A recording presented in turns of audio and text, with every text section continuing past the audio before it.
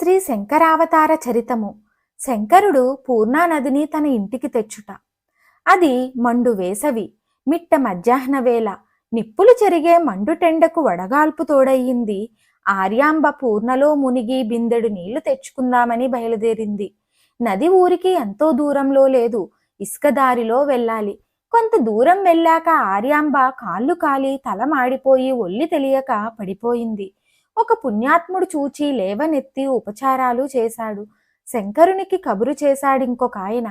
ఆర్యాంబను ఆ ఊరిలో అందరూ తల్లిగా ఎంతో గౌరవంగా చూసుకునేవారు.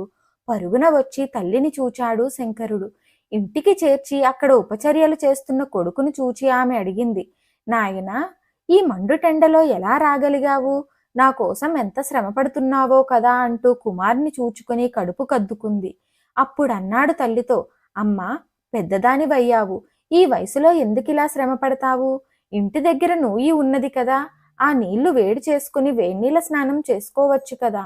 నేనే నూతిలో నీళ్లు తోడి పెడతాను. రోజూ 2 తడవులు నదికి వెళ్ళి రావడం ఎంత కష్టమో తెలుసా?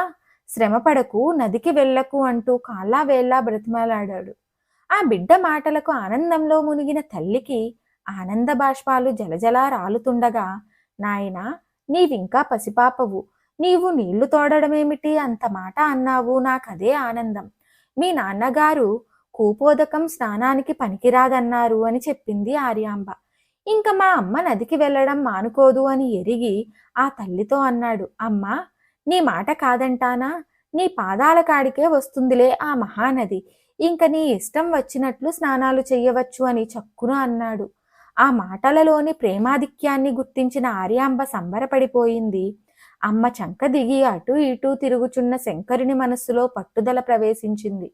తిన్నగా పూర్ణానదీ తీరం చేరాడు. 2 చేతులను మొలకు వాంచి అలనాడు గంగ రాకకై ఎదురు చూస్తున్న గరళ కంటునిలా పూర్ణానది వైపు తిరుగు చూపు నిలిపి తన అభీష్టం తెలిపే మౌనంగా ఒక క్షణం నిలబడ్డాడు. గిర్రున ఇంటికి తిరిగి వచ్చాడు.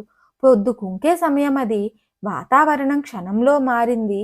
ఆకాశం నిండా కప్పిన కారు మబ్బులు ఉరుములు మెరుపులతో పిడుగులతో ప్రారంభమై చినుకు చినుకు గాలివానగా మారి ఊరుకోక కుండపోతగా కురిసింది వర్షం.